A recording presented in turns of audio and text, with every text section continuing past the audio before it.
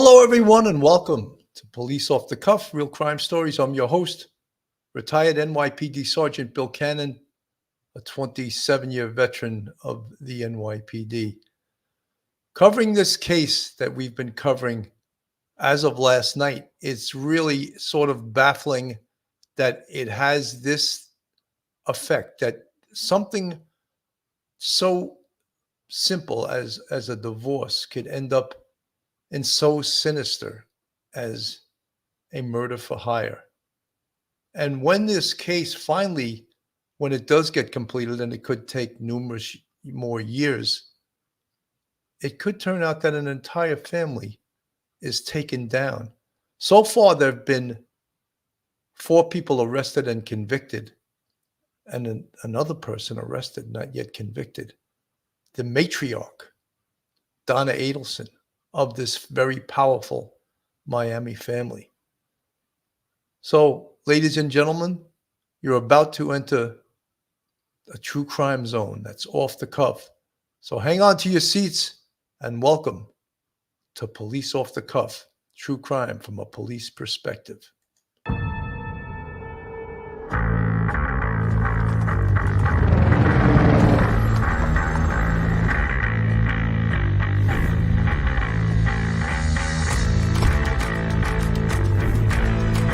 There has to be some common sense. Yes, sir. They have the car stopped at 10th and Ranch by Collider. We still don't know who pulled the trigger.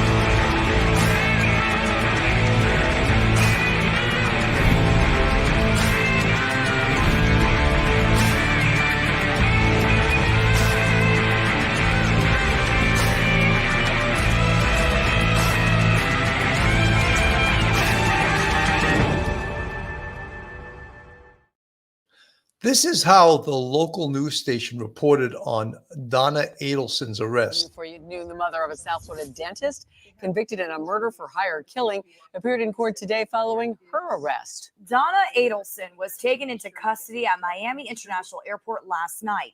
Local 10 News reporter Syra Onwar is live outside the jail in West Miami-Dade. And Syra, I know you have some new details on the arrest and the charges she's now facing. That's right, Janice and Christy. Just 1 week after her son was convicted for murder, Donna Adelson is now behind bars. A state attorney says she was arrested at the airport while she was trying to fly to Vietnam, possibly to evade extradition.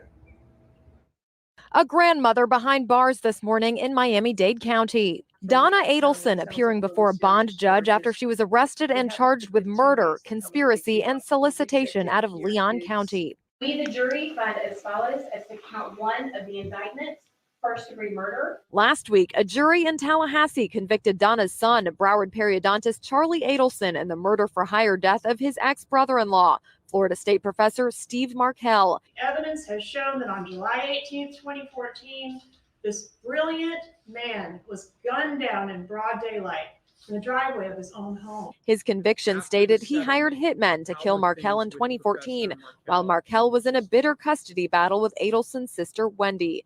In Charlie's trial, the prosecution continuously brought up Wendy and Donna's names and evidence during the length of the trial, indicating the 2 women as co-conspirators, hinting that they too would face charges in Markell's death. So who did it appear had a motive to want Dan Markell dead? His own family. Markell was shot in the head twice on July 18th of 2014 in his parked car just outside of his home in Tallahassee. Charlie Adelson was convicted of first-degree murder along with other charges related to Markell's death. 3 other individuals convicted in the plot to kill Markell are already serving sentences, including Charlie Adelson's ex-girlfriend Catherine Magbanwa, who confessed to connecting Charlie Adelson to the 2 other hitmen. And now we have an excerpt from Donna Adelson's arrest document that says, quote, jail calls from after Charles Adelson's guilty verdict include multiple calls in which Donna Adelson is telling Charles she is getting things in order, creating trusts, and making sure her grandchildren are taken care of. Donna discusses plans for a suicide, but also discusses plans to flee to a non-extradition country. So back out here live again, Donna Adelson was arrested at the airport. That state attorney says she was trying to get to Vietnam. Now, as far as extradition, since she is in state here, Leon County authorities now have 15 days to to come here and pick her up from the correctional center here at TGK in Miami-Dade County. That is very latest live here in. So just incredible. And you question also the naivete of this woman, Donna Adelson, and the entire family. And I mentioned on last night's show, these are educated people. Does that mean they're smart? Well, I think to become a dentist, a periodontist, and of course, Wendy has a law degree, you have to be somewhat smart, But there was a favorite expression we used to use on the police department. Common sense is not all that common sometimes. And just think of Donna Adelson making these phone calls to her son in jail. I think everyone knows that jail phones are not free speech, that they're recorded, yet she chose to call on his jail phone as if it was just a regular phone that they could converse on like nothing else was happening. And how about talking about fleeing the country to a country that doesn't have, first Dubai, a stopover in Dubai, and then going to flee to Vietnam because they don't have extradition treaty with the United States. But does that mean that they won't allow the United States to bring you back? Most countries, even if they don't have extradition treaties, they don't want other countries' murderers in their country. So I don't know why she thought she could freely talk about this. And to me, that is a little bit baffling. Family murder plot unravels. Donna Adelson arrested at the airport trying to flee. Unbelievable, right?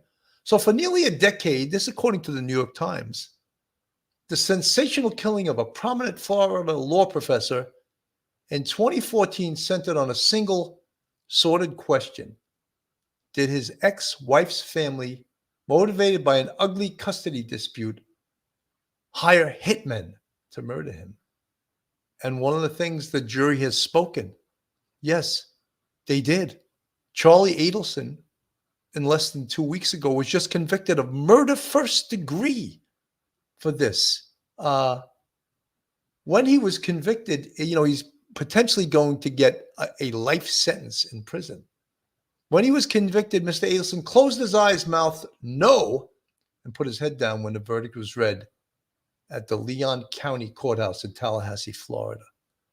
The jury deliberated for a little more than 3 hours after 8 days of testimony, including from Mr. Adelson himself, who took the rare step of testifying in his own defense.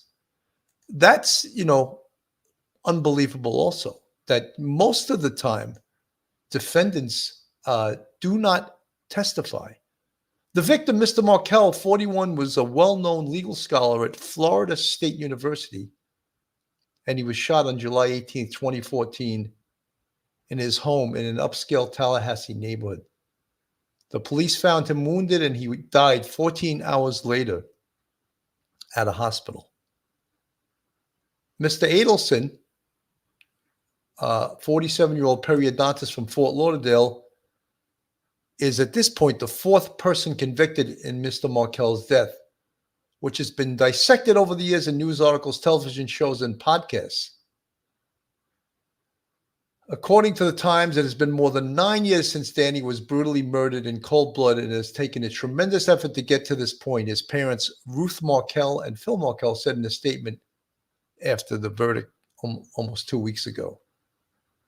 According to prosecutors, Mr. Adelson arranged and paid for two men, Sigfredo Garcia and Luis Rivera, who was a former leader of the North Miami Latin Kings gang, to drive to Tallahassee from Miami and kill Mr. Markell so that his ex-wife, Wendy Adelson, could relocate to South Florida with the couple's two young sons. A judge had denied her relocation petition after the divorce. The murder was arranged, according to prosecutors, through Catherine Magbanua, Mr. Adelson's girlfriend at the time, who had two children with Mr. Garcia. So Mr. Garcia was her baby daddy. I incorrectly said yesterday it was her husband. It's sort of a common law husband when you have children in common. Mr. Rivera pleaded guilty to second-degree murder in 2016. He was sentenced to 19 years in prison and testified against Mr. Garcia, Ms. Magbanua, and Mr. Adelson. A jury convicted Mr. Garcia of first-degree murder and conspiracy to commit murder in 2019. He was sentenced to life in prison. The same jury that convicted Mr. Garcia could not agree on whether to convict Ms. Magbanua. Prosecutors retried her case last year after delays caused by the coronavirus pandemic. She was found guilty of first-degree murder, conspiracy to commit murder, and solicitation of murder. Her sentence was life in prison with 2 additional 30-year sentences to run consecutively with her life term. Ms. Magbanua, who had insisted she was not involved in the murder, flipped her story during Mr. Adelson's trial and testified against him. Clad in purple prison uniform, she said she had directed her to get Mr. Garcia and Mr. Rivera to carry out the hit. So this is a multi-tiered case. And now what we wonder is, how many more people can be charged in this case? And will you see this chart up on the screen? Of course, the upper left is the victim, Dan Markel. And then we see Wendy Adelson, who was the wife of Dan Markel, who at this current time is free. She's out there free. And she was given immunity to testify at the trial of Luis Rivera and recently at her brother's trial. However, that is not blanket immunity, meaning that if they come up with, prosecution comes up with independent evidence against her, she can still be charged. It seems like she's very confident at this point that she won't be charged, but I don't think she should really have that confidence because, as we know, the rules, the wheels of justice move very slowly and methodically. And she should know that as an attorney, that there is no statute of limitations on murder. And the confidence she has that she won't be charged, I think, will wane when now she's seen her mother arrested for trying to flee the country. This is Good Morning America reporting on this today. Arrest in a murder for hire plot that left a Florida State law professor dead nearly a decade ago. The victim's former mother-in-law was taken into custody as police say she was trying to leave the country. Victor Okendo is in Miami with more. Good morning, Victor. Good morning, Michael. Donna Adelson was arrested right here at Miami International Airport on the jetway as she was getting ready to board a one-way flight to Vietnam. That's a country without extradition to the United States. Now she's in custody in Miami, waiting to be transferred to Tallahassee. Nearly a decade after a prominent FSU law professor was shot and killed in a murder for hire plot, this morning, a shocking new development. Ma'am, you were arrested on a warrant from Leon County, Florida. Dan Markel's former mother-in-law, Donna Adelson, now facing murder charges. The 73-year-old arrested at Miami International Airport Monday night after attempting to board a one-way flight to Vietnam. She was apprehended on the jetway getting on that plane. She had literally checked in and was walking into the plane. 41-year-old Markel was gunned down in the driveway of his Tallahassee home in 2014 while in a bitter custody battle with his ex-wife, Wendy Adelson, who wanted to relocate their 2 boys to South Florida to be closer to her family. But Markel refused. That's why prosecutors say the Adelson family took matters into their own hands.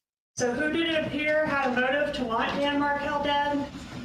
His own family. Just last week, Wendy's brother, Charles Adelson, was convicted for Markel's murder. The Florida dentist also found guilty of soliciting and conspiring with 2 hitmen to carry it out. Now prosecutors say their mother, Donna, helped arrange that murder plot too. In this police surveillance video, an undercover FBI agent confronts Adelson and demands more money after the murder. Investigators say she later made this call to her son. Got some paperwork hand delivered to me. Does it involve me or other people? Well, probably both of us.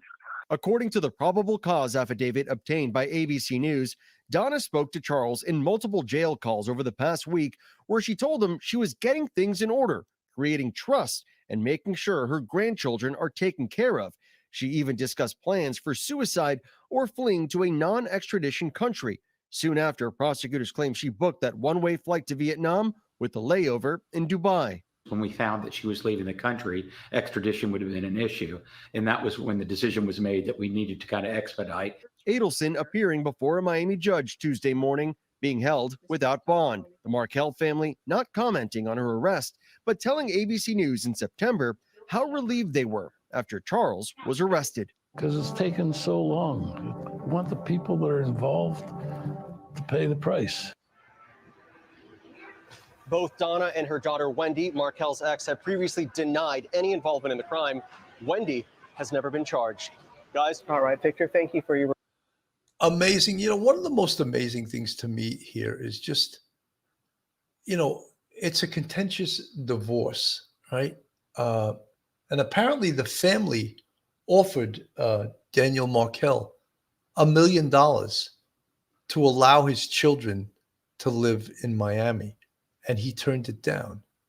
I guess he didn't want this family controlling him, or it seems like they used their money to get what they wanted to get. But they just didn't.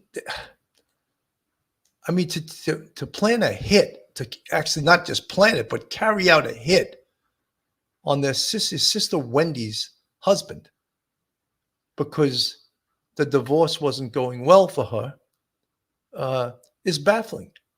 Did they just maybe watch too many episodes of The Sopranos? I mean, how did they think? And the clumsy way which they went about this. And when you talk about on the screen right now, that is Luis Rivera, the Latin king that they used. And the second person here I'm showing you is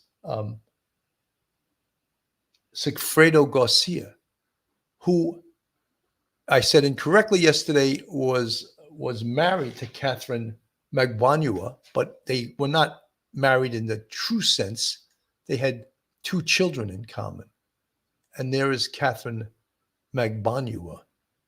And there's, in these situations, normally do people that go about their lives on the up and up, have a regular job, do they know people that will kill people for money? Most of the time, no, in my experience, my 27 years on the NYPD, my 10 years in homicide, most of the time people that are John Q citizens don't know people like that. However, then what was the connection? Here it is right here. Catherine Magbanua, who enlisted these 2 men. Luis Rivera, a Latin king, and her baby daddy, or baby's father, whichever lingo you want to use, Sigfredo Garcia. And it's funny, when Sigfredo enlisted Luis Rivera, when he told him about the financial situation, you know what Luis Rivera said? Why should we do the hit? Let's just rip them off. Let's just rip the money. So you understand what you're dealing with. And here we have Sigfredo Garcia is now, after trial, sentenced to life without parole. And Luis Rivera cut a deal that infuriated the defense attorneys. In essence, he cut a deal to do 7 years. And he owes 12 on something else, so he's going to do 19. To testify, they gave him a deal. And, that's the criminal justice system. Sometimes you got to deal with the devil to get a bigger devil, and this was the devil. So, but don't forget this picture on the screen. Harvey Adelson, the patriarch of this family, a dentist, a millionaire, also fled, was caught in Miami Airport, but he's not charged. At this point, he's not under arrest. He's free to go about his life. However, his wife, Donna Adelson, is not free to go about her life. And she's 73 years old. And someone brought up the in the chat before that might they cut a deal with her? Might they give her a deal like, well, she's 73 years old. Do 15 years, that's going to make you, well, it's going to make you 92 years old. So to that question, I don't see a deal being made with her at all. I think that the prosecutor feels that she was the catalyst, her and Charlie Adelson, were the catalyst behind this, that pushed this, that made this happen. So I believe that they want her to go to trial so they can really send her to prison for the rest of her life. And again, she's 73 years old. How long is the rest of her life?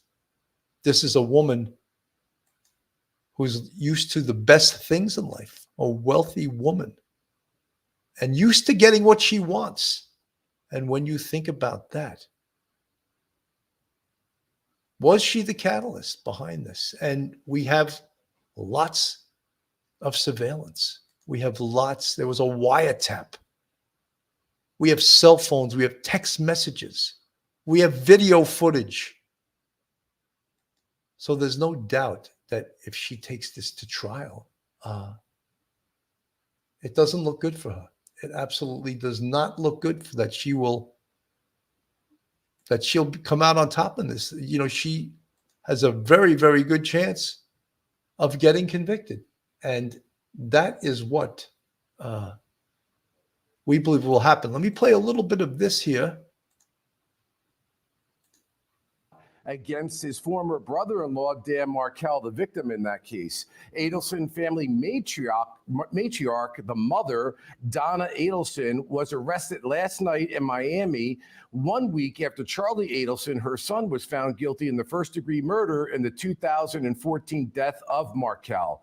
A former Florida State professor, Charlie Adelson's conviction made him the fourth person in Dan Markel's murder to be convicted in the case. The triggerman, Sigfredo Garcia, and Adelson's ex-girlfriend, Catherine Magbanwa, were found guilty in separate trials. A third man, Luis Rivera, took a plea deal for second-degree murder and cooperated with law enforcement authorities in the prosecution of the remaining co-defendants. Donald Adelson was reportedly, get this, arrested in Miami International Airport after she and her husband allegedly purchased one-way tickets to Vietnam. Why not? Authorities booked her on an out-of-county felony warrant, but no charges have been specified yet. With me right now to break this all down is a special guest and criminal defense attorney, Tim Jansen, who has been following the Dan Markel murder case from the very beginning.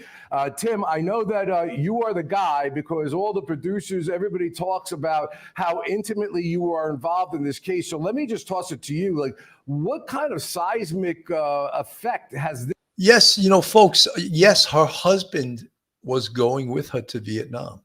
So when you think of that, he's leaving behind his multi-million-dollar dental practice and the riches and everything he has in Miami to flee with his wife to a foreign country, Vietnam, that does not have extradition treaty with the United States. However, that doesn't mean they won't release her to the United States authorities. It just means there's more red tape. There's more paperwork involved. It could take a longer period of time. But so she was a little bit misinformed when she thinks that she could just go there and live happily ever after. So, but yes, her husband, Harvey Adelson, was with her. Stand-up guy. Stand by your woman. I know it's the song, Stand By Your Man, but stand by your woman in regards to Harvey Adelson. This arrest of the mother had, and what are your thoughts as to why it happened, when it happened, and how good a case the prosecutors have? Well, the public has been clamoring for Donna to get arrested. And the reason that is because during the trial of her son, Charlie, the state played lots of evidence that clearly showed Donna was involved in this conspiracy. She looked like she was the lady that was moving the plans to happen. and she's on recorded calls, very damning evidence. And I think they were going to move to indict her. But when they got wind of the fact that she was getting a one-way ticket with her husband, Harvey, to Vietnam, they decided that they were going to go ahead and arrest her. You know, just like in, for those of you who had followed the Gilgo Beach case, just like in the case of Rex Human, of course, there's a totally different case. I'm just going to draw one parallel to that, is that law enforcement decided to arrest Rex Human maybe before they wanted to, because they were concerned that he was doing some of the same bad things that they believe made him the Gilgo Beach serial killer. Now, in the case of Donna here, they didn't want to wait any longer because she was fleeing the jurisdiction. And even though it doesn't make it impossible for them to extradite her from Vietnam, it makes it more difficult. So did they have probable cause? Absolutely. She wouldn't be under arrest right now if they didn't. And it is important because the agent that was down there was Agent Pat Sanford, the FBI agent. And Jack Campbell, the state attorney, had previously done research that it's very hard to extradite from Vietnam. It's very cumbersome and it's long proceedings. And they did research. So they knew ahead of time she was on a no-fly list or an alert fly list, that they sent the FBI agent to Miami from Tallahassee to be there and take her in custody last night. You know, Tim, as a former homicide prosecutor and having run a lot of cases, I've been very impressed with the prosecution team here. There have been a lot of strategical decisions. They flipped one defendant. They went after Catherine. Ultimately, they got a conviction of her. And both her and the other co-defendant who were convicted, Catherine, wanted to actually testify. So prosecutors had to navigate that nuance. Should we have her come in? What would her credibility be? Well, obviously, they made the right decision because there was another conviction there. So let me ask you with regard to this arrest of Donna, is it, you think, simply because of the flight aspect of it, or do you believe they have enough evidence to continue once again with yet another trial, which prosecutors hate to do, to try the same case over and over and over again, that they think they got the goods on her from the factual standpoint? Oh, they've got the evidence to prosecute her. And here's what happened with Charlie's trial was a dry run of Donna. A lot of the evidence came in against Donna, and the jury verdict against Charlie came back really quick. And the jury verdict against Charlie came back in little more than 3 hours. So how powerful was that evidence? So now some of the same evidence that was used to convict Charlie Adelson can be used to convict Donna. All of these phone calls, all of these text messages, the wire, which they called the bump, and we'll get into that a little bit later, but such damning evidence. And then when you have the actual criminal that was involved in this testifying against Charlie, and when you have Catherine Magbanua, who was already convicted, and now she comes back and testifies against her former lover, Charlie Adelson. Jurors love that. They love that type of testimony. So now Donna Adelson, you know, let's bring in some of the same witnesses that convicted her son, Charlie. And it's, I feel, if they, could they offer her a plea deal? I don't see it. I don't see them offering her a plea deal. First of all, she's 73 years old. They don't care whether she dies in prison or not. They really don't. What they look at, what the prosecutor looks at, what the FBI looks at, what the police look at is that this is the woman that indirectly hired these thugs to kill her son-in-law. So why would we show her mercy? And that's ultimately what that would be, showing mercy to this woman. And I don't think the prosecutor will look at it from that perspective. No, we're not showing any mercy. She doesn't deserve mercy. Did she show mercy to her son-in-law when she hired 2 thugs to shoot him in the head? No. Let her take it to trial. And I think they listened to the jurors, that they interviewed jurors, And I think they were moving forward to go against Donna. And I think her trip to Vietnam only sped up the process of her being prosecuted. I think they have enough to charge her. I think they have enough to convict her. It's going to be circumstantial. But I think the consciousness of guilt and fleeing is going to be overwhelming evidence for a jury. And When you hear that term, and I know my co-host, my sometimes co-host Mike Geary, loves that expression, consciousness of guilt. And what that really shows is that, well, I did something wrong. Let me leave my beautiful life in Miami and let me flee to a country I've never lived in Vietnam, because guess what? They don't have an extradition treaty with the United States. So I'm going to run there. And, how is that answered to a jury? How does a jury accept that as that, again, consciousness of guilt? We hear that lawyers use that term over and over and over again. And the state attorney has already said he's going to introduce it, and that will be admissible in a court. That it's going to be very difficult for her to beat these charges. Yeah, Tim, just so our audience understands, flight is something where they read a charge at the end of the case talking about a consciousness of guilt. In other words, that they may indicate, amongst other evidence, that the person is guilty of the crime. I'm curious, Tim, nobody knows this case better than you. Are we at the end here, or do we expect to see other people indicted in this case? So Bob, here's the problem we have, and I've been telling people this for a long time. Everybody wants Wendy arrested.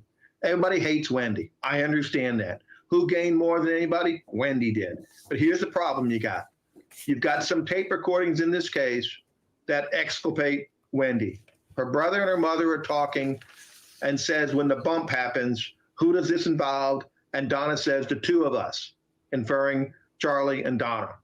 Later in the tape, when it's getting more inconvenient for them, both of them are saying, Wendy doesn't realize how good she has it. No, she really doesn't understand how lucky she is. Another inference that Wendy had no knowledge or participation. And then finally, you have the issue with the subpoenas. She was given derivative use immunity 3 times to testify in the trials, which is a hurdle for the state now to use any of that information against her. Her lawyers will have an expert, and I was just informed an hour ago that Wendy sought an expert in Castigar issues in Atlanta for the very purpose of protecting her and preventing her from being charged. I do not believe Wendy will be charged. I don't think they have enough evidence. I think the Castigar issues are too significant, and I think some of the evidence they have is exculpatory against her. Yeah, that is an unbelievable analysis, and the fact that the prosecution was using her is something that makes, just from a credibility standpoint. That's Wendy was given immunity to testify. However, not blanket immunity. So I'm not obviously this attorney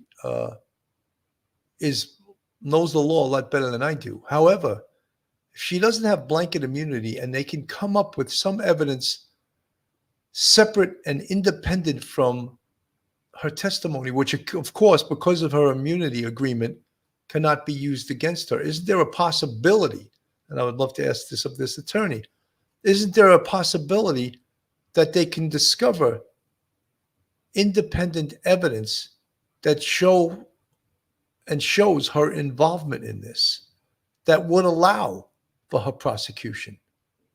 I mean, these are complex legal issues for attorneys to answer.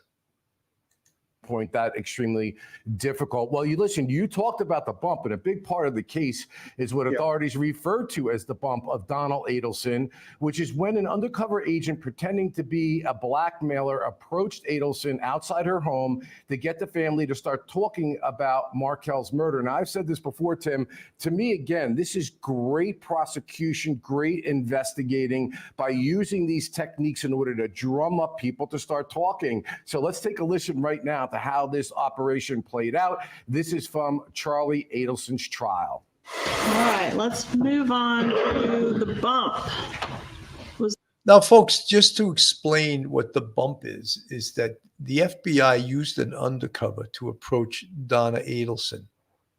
And what this would do is it almost seemed to her, for her perception, of a an attempt to extort money from her on behalf of Luis Rivera. And that was brilliantly played out by the FBI, because what it did was it forced the players, Charlie Adelson and Donna Adelson, to start calling each other. And it worked just the way the FBI intended it to work. And thus it's called the bump. It's not unique to this case. Law enforcement does use that. And they were also up on a wire. So they got to hear all these calls right after it happened. Boom. Is that an accident? No, not at all. Was the bump on April 19th, 2016? Correct. What time of day was the bump? I believe it was around 1:45, 1:50, somewhere around there. Okay, in the afternoon? In the afternoon, yes. Were you involved in that operation? Yes, I was. What was your role? I was the lead agent. Came up with brought the undercover down there, and I coordinated everything. Okay. What was the purpose of the bump? The purpose was we had just began Title III on the individuals, and we knew it had been 2 years after the homicide, and we wanted to purport the undercover agent to pretend to be somebody that Luis Rivera knew. Luis Rivera was currently in prison at the time, had been in jail, was in prison, and we wanted to make it seem that Luis Rivera was talking to people and telling people what he had done, and possibly even want more money out of it because his family was struggling because he was in prison. Why did you select Donna Adelson to be the recipient of this bump? Because we noticed the pattern of calls leading up to the murder and around the time of the murder. The calls were always Donna Adelson to Charlie Adelson to Catherine Magbanwa to Sigfrido Garcia, and then back. It was always going back and forth pretty much in that order. So we wanted to start it on one end and see what would happen, see if it would travel that same line of people. All right, just so everybody knows, as soon as we have the first appearance for Donald Adelson, we will be moving as quickly as we can to get that to you. I have in studio with me Wayne Dennison, is a trial attorney, and I also have Joe Richardson, a civil rights attorney, with me as well. But before I get to our two awesome guests, Tim, I just want to ask you one question. Talk to me about the law enforcement procedures, the bump, and basically your viewpoint on how investigators went about developing this evidence. So the most important thing here was the Title III wire, right? That was to be able to record conversations. Very hard to get. It's limited for 30 days normally. You have to go back to that judge. And so what happens? They need information within 30 days. It's a time-tested technique. You do a bump. You go to one of the conspirators, and it was 2 years after the murder. So you go to one and hope they talk. And this is, you see it on the screen. They go to Donna and see what happens, and it worked beautifully. It got all the co-conspirators talking, and what the FBI believed was a conspiracy proved to be true. The phone calls went 111 all the way down, and it was consistent with their view of the conspiracy, and it worked well. All right, Tim, before we get to those other guests, I gotta keep drilling you down because you know this case, like I said, so well. Tell me something that we don't know about, that the media doesn't know about, or something that you feel was underreported that you felt was really important to the outcome, the favorable outcome to prosecutors in this case. Well, one of the most important things was, Wendy came in and testified for the third time. The defense in their opening gave this crazy double extortion theory, right? And the extortion theory was that we were being extorted by Magbanwa, blah, blah, blah. Wendy gets called to the stand. The prosecutor asks her, have you ever heard of this? She says, no, I heard about it 10 minutes ago. She goes, oh, so your family knew who murdered your ex-husband, the father of your children, and they didn't tell you? No. And they allowed you and let you move closer to the murderers in Miami and didn't tell you? No. Very it just destroyed their case. And then Wendy said, I don't know if it's true or not. His own sister basically said his extortion defense was hogwash. And we always look at motives in this case. Did you find anything about this case that was peculiar in terms of the motive and the number of people that wound up getting involved in this twisted tale? Because it is, even from the standpoint of a former homicide prosecutor, a very circuitous and kind of different murder case than you typically get. What struck you as being different about this case? It looked like the matriarch, the mom, orchestrated this entire thing. She was more concerned about seeing her grandkids, having them relocate, than Wendy was. Charlie didn't care one way or the other. He's living a fancy life, chasing young women. But it was Donna. It was all Donna's doing. Look at the emails. Look at the conversations. She's telling her daughter, you need to buck up. You need to start acting. And we believe the evidence of motive. We believe it wasn't for Donna, this crime would not have been committed.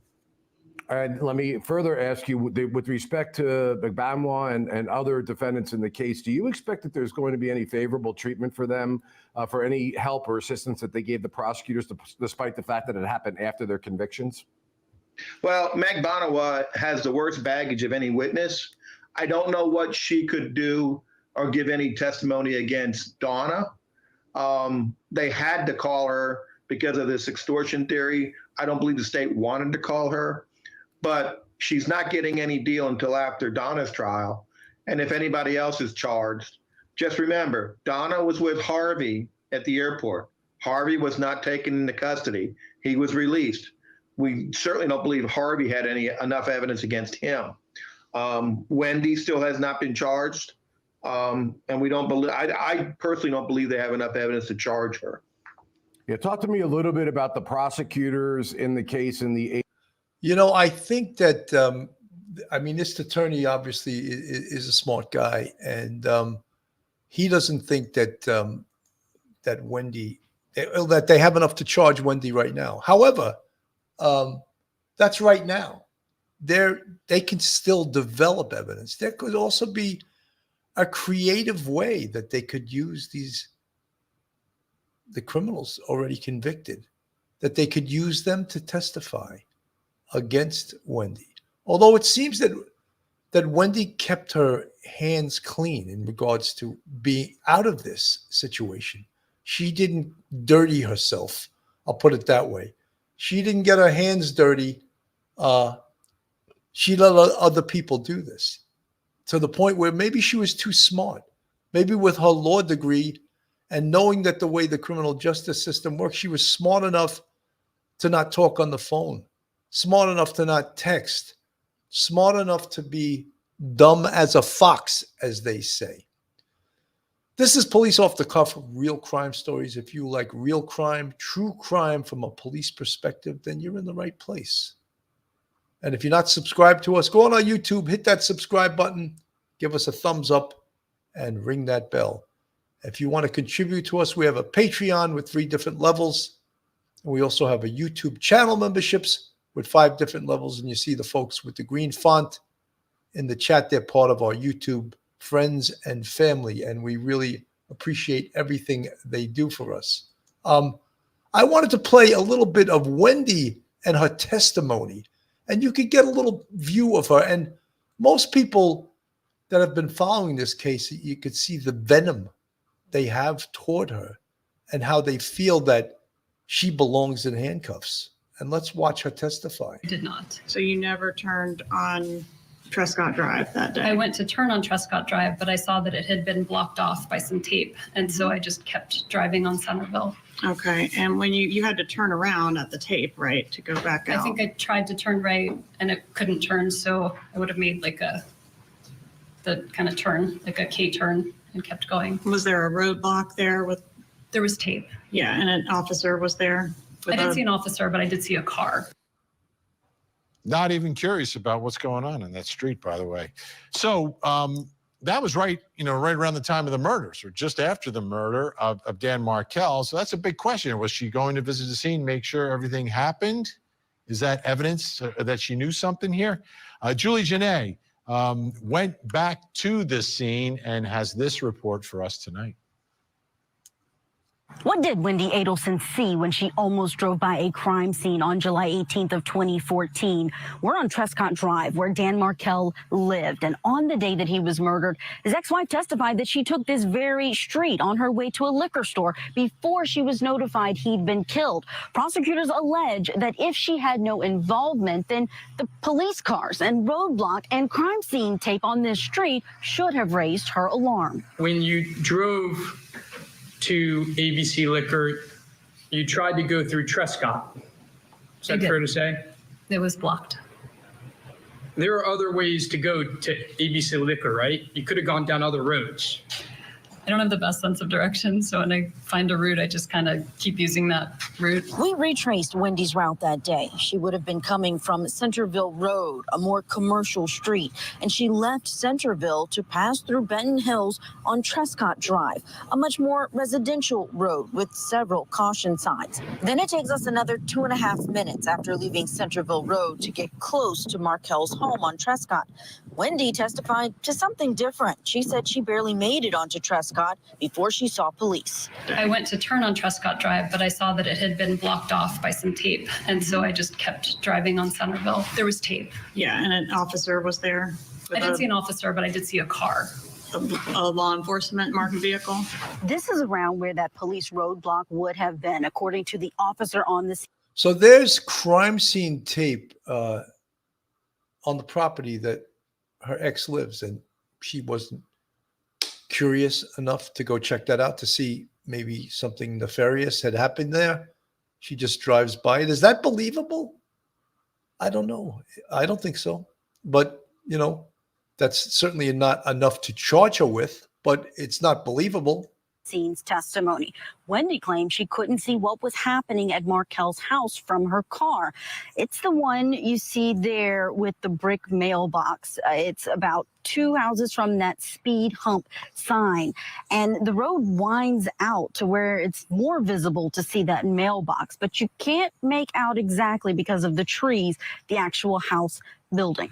Basically, the investigators and the crime scene techs taking their portion, and the crime scene tech vehicles are marked police and have lights on them and stuff. Would it have been obvious to someone approaching your position in a vehicle that there was activity, law enforcement activity going on at that residence? It seems likely. If the roadblock was set up where Officer Bill Brandon recalled, between 3 and 6 houses away from the scene, it appears emergency vehicles parked along this narrow road would have been visible and obvious to drivers, but the car where Markell was ambushed, it would have been out of sight. I just assumed it was weather or maybe a tree fell. Did you attempt to call Dan Markell when you encountered the roadblock? No, I didn't think anything of it. After Wendy Adelson was turned around at this location, she completed her stop at the store and then went to lunch with friends. It's there that an investigator interrupted that lunch to let her know the tragic news of her ex-husband's shooting. All right, let's bring back in our guests, Bob Motta, Carl Steinbeck, Dave Arenberg. Dave, So it just seems that her behavior relative to what had just occurred, the shooting of her husband, did she not know about that? Did she seriously not know what was about to happen? Now with Donna Adelson, you know, many people think that she, of course, was the catalyst behind this whole case, that she was the one who put this whole thing in motion, that pushed to have her son-in-law killed. And for that reason, again, to reiterate what I said before, there's no way she's getting any deal. She's getting no deal whatsoever.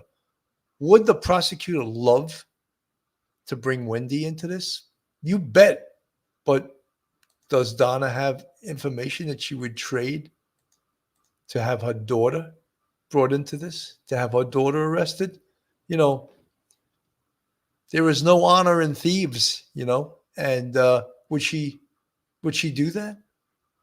Again, for Wendy to be charged and prosecuted, she does not have blanket immunity, which means immunity to everything. She has immunity based on what she testified to. And much of the evidence according to some attorneys, is exculpatory, that she wasn't named, but she had the most to gain from her husband, her ex-husband, Daniel Markel, to be eliminated. Let's play this from Court TV. Thinks she's above the law, thinks she's smarter than everyone else, and all of her worldview has crashed around her. And no wonder why she was taking off and heading to Dubai and Vietnam. So she thought she can get away with it. It's interesting that the tickets were bought just a day after the trial. So after the verdict came out, it leads me to believe that the claims of suicide were really just fake, that she was always intent on leaving, because right after the verdict, she decided to get out of Dodge. I don't know how serious the whole suicide thing would be at that point. So look, she's not going to do well there. I just think the only way she could ever get out of prison before she dies is if she decides to play ball with prosecutors and give up Wendy, which she's not going to do, or perhaps even give up her husband, Harvey, which maybe she does, outside chance. But either way, things are not going to go well for her. So, Jason, as I'm looking at the dynamic here and who's really calling the shots, the more I hear, the more I think there's a stronger argument that it's Donna. That Donna is the one that seems to be spiraling out of control in this custody battle. Yeah, it seems she was calling the shots. She was absolutely calling the shots. That doesn't mean that Wendy, the ex-wife, wasn't herself morally and legally culpable. I think she was. She clearly knew in advance. But Donna was the one that was driving this train. It's important, you showed in the clips, it's not just the battle over whether they were going to relocate. That had kind of been decided, even though Donna was still pushing it.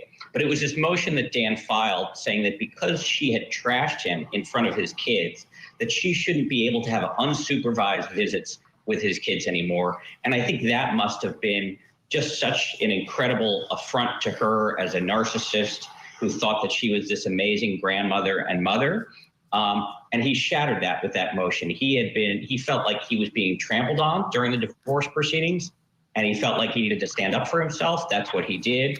And then the family took this horrible course of action. I want you all to take another listen to more of Wendy Adelson's testimony here.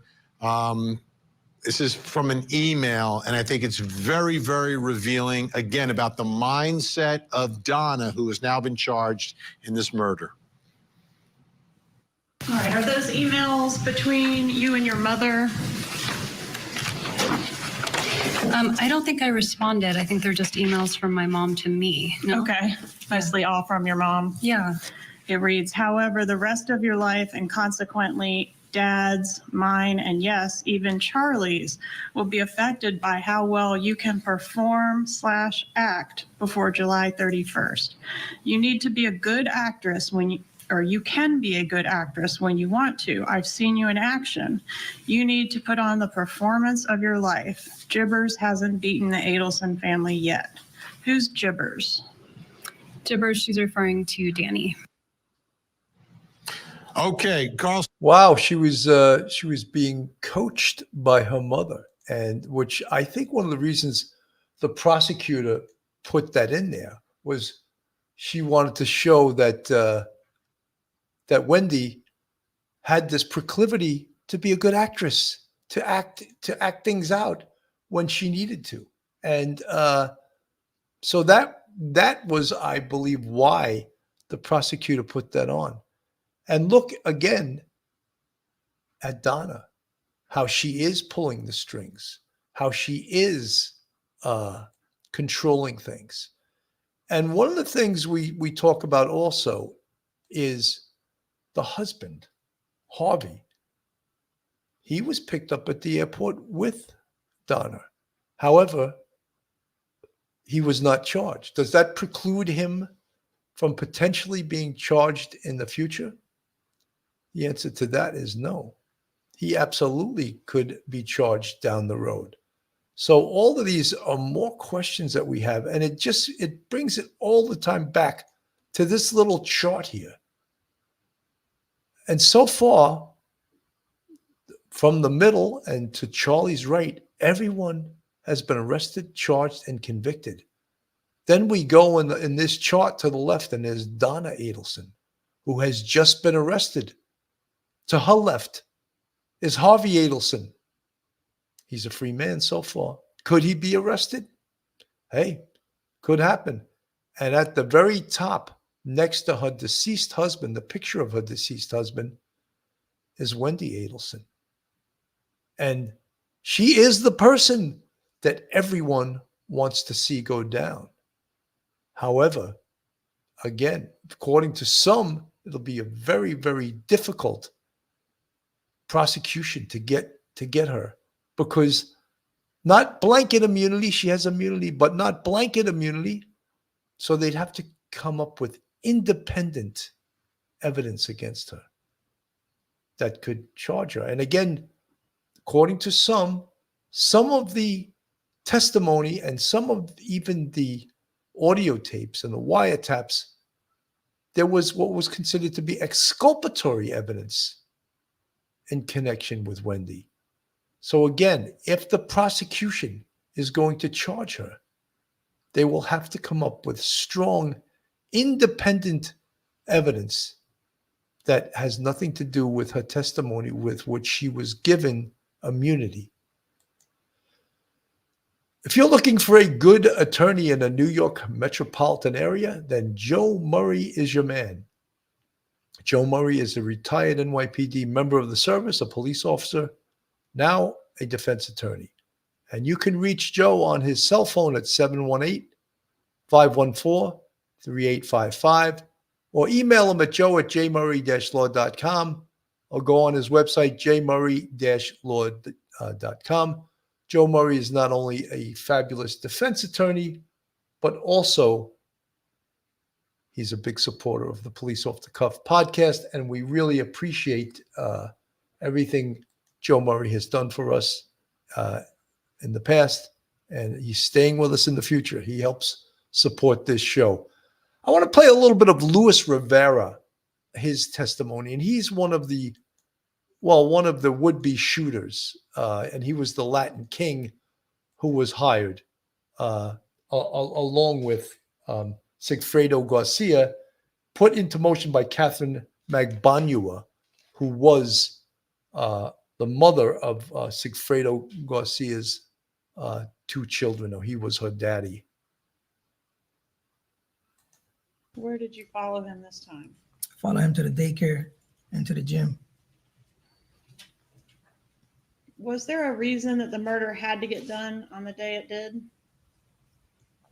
It was just the right thing, the right opportunity, I guess. Okay. Did you have any information that the victim was going to be leaving town the day after the homicide occurred? Yes, ma'am. Your Honor, meeting.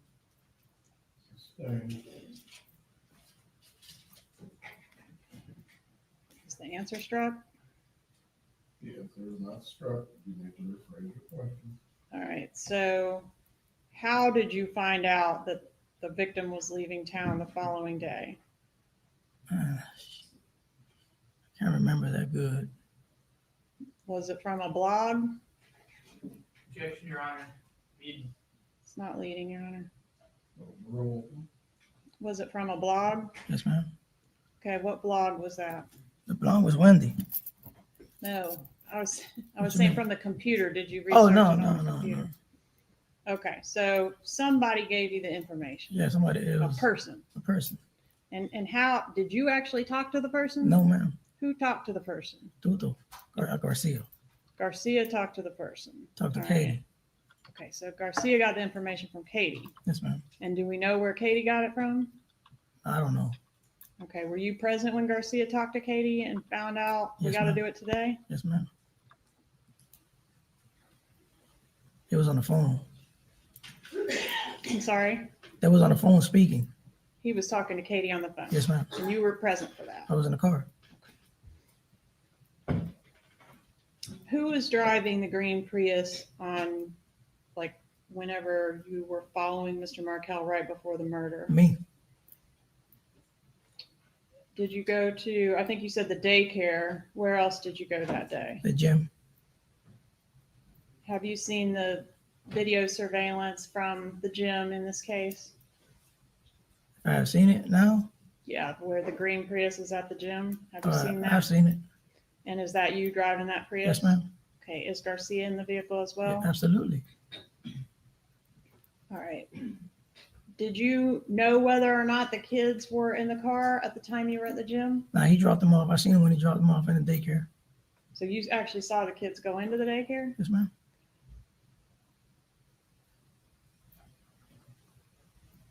So is it after the daycare that you proceed to the gym? Yes. And what about after that? We followed him to his house. All right, so did you wait in the car while the victim went into the gym and worked out? Yes, ma'am. And did y'all know at that time, like, we're gonna do it when he comes out of No. the gym, or not necessarily? Not necessarily. No. So you're just following him to see where he To goes? see where he goes. And where did he go? To his house. Did you see the bus video that shows the Prius shortly before and shortly after the homicide? Yes, ma'am. And were you driving the vehicle at that time? Yes, ma'am. Tell us what happened when you got to Mr. Martell's driveway. Well, he had turned he turned the block before. We kept going, so we went in front of his house. So when he pulled in, we pulled in right behind. I pulled in right behind him. Is what you're describing, you entered his street from two different directions? Yes, ma'am.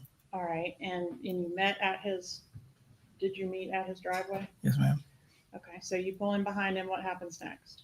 Garcia jumped out and shot him How many times? twice. Where was he standing when he fired the shots? Right in front of the driver's side, by the driver. Did you see what the victim did during this attack? He put his hands up. How was it decided that Mr. Garcia would end up being the shooter instead of the original plan, which was for you to do it? I was driving. I ain't had no time. He jumped out and did it. He had the gun the whole time. All right, so either one of you were willing to do it when whoever wasn't driving when the opportunity arose?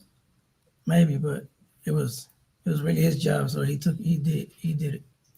You mean why was it his job? He's the one that was getting paid, but he knew about the whole thing. Well, you were getting paid too, right? Yeah, But he secured the job. yes, ma'am. The bus video that we looked at. Pretty cold, right? Pretty cold that, life is cheap. This guy's a Latin king. You could see Luis Rivera and Sigfredo Garcia. Who's going to be the shooter? Whoever wasn't driving, that's, you could see this guy's not the smartest bulb in the lighting factory. I mean, we'd use all kinds of euphemisms. Lights are on, but no one's home. It seems like he's got an empty bubble of a brain in his head.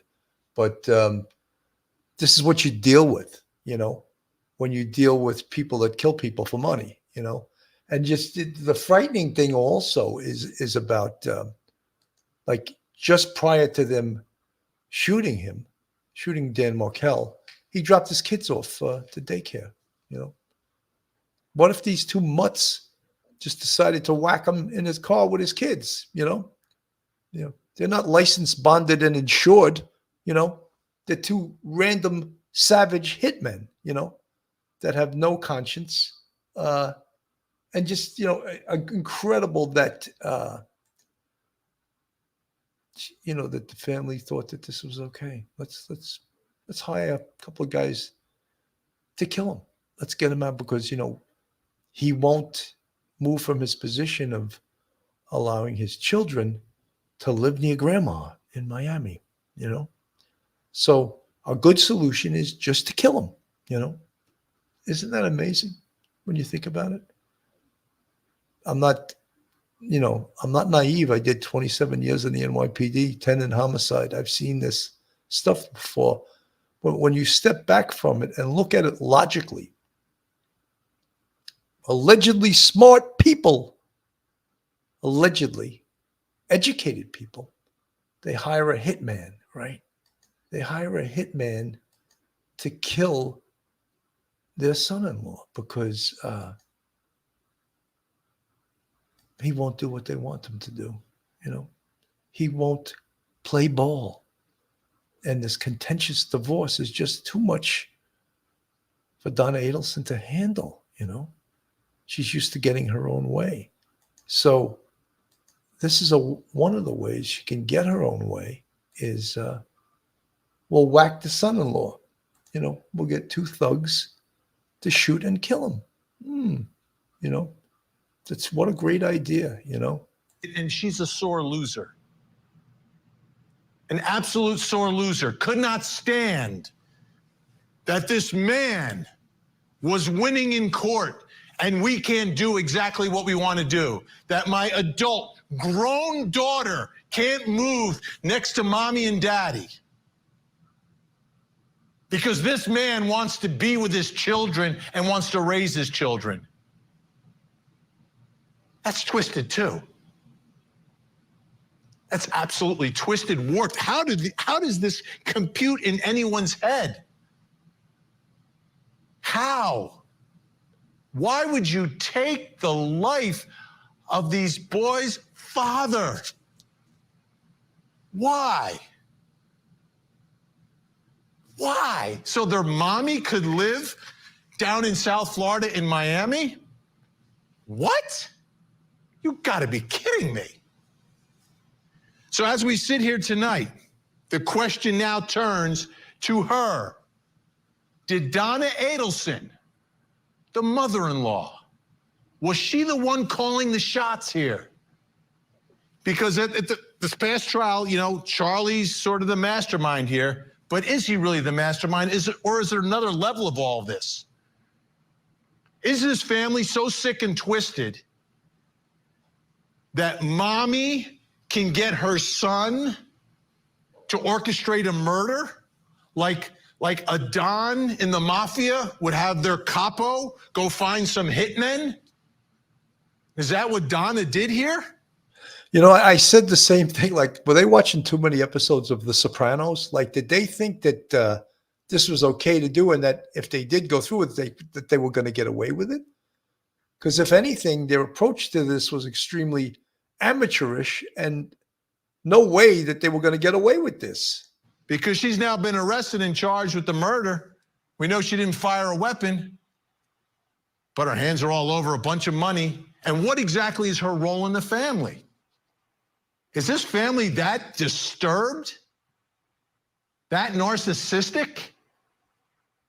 That it's more important for Wendy to be near mommy and daddy and her brother Charlie than for these 2 boys to have a father? So she's under arrest now. Big news. And we heard from the state attorney. Take a listen. She was arrested last night in Miami International Airport. And was she leaving the country? Yes, we had information that she had booked a flight to Vietnam. The flight went from Miami to Dubai, and then there was a layover, and the rest of it was going to Vietnam. She was apprehended on the jetway getting on that plane. And will she be extradited back to Leon County? Sure, this doesn't actually require extradition because she's still in the state of Florida. That's one of the things when we found that she was leaving the country, extradition would have been an issue. We started talking to some of our federal partners about the complexities and how hard, depending on what country she ended up with. If she stayed in Dubai, how that would be. If she were to go to Vietnam, what would that be? If she went somewhere else? And that was when the decision was made that we needed to kind of expedite because we don't have to extradite from Miami. She will be transported, though, from Miami to Tallahassee. That's really between the sheriffs. It's an administrative issue. Because of safety concerns, we don't tell even the prisoner or anyone else when we're transporting prisoners. And so at some point by law enforcement, it'll be between the sheriffs, Sheriff McNeil and the sheriff in Miami-Dade will decide when she'll be brought up here. We learned about the flight before 8 o'clock yesterday morning. We knew the flight was at 8, so we had about a 12-hour window. And then we had our normal day-to-day, it was a Monday. So it was quite a hectic day. We investigatively met with my team here. We were on the phone with a lot of other law enforcement partners, obviously the FBI, which was in Miami. he actually drove down yesterday. So he was already kind of in, some of these things were in motion, but throughout yesterday we were working, and the warrant was signed, I think around 6 o'clock last night. So that gives you, that's about as best I can, we find out about 8 o'clock, 6 o'clock, I've got a warrant. 8 o'clock, she's in custody, something thereabouts. And I woke up Monday morning, I did not expect to make that decision that day. But we've been working it since literally the day that he was killed. And we've been making accumulation of evidence and making decisions as the case goes forward.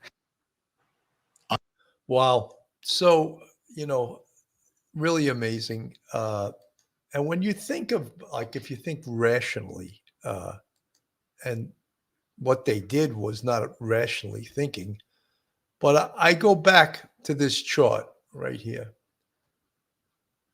And you look at that chart and you see 4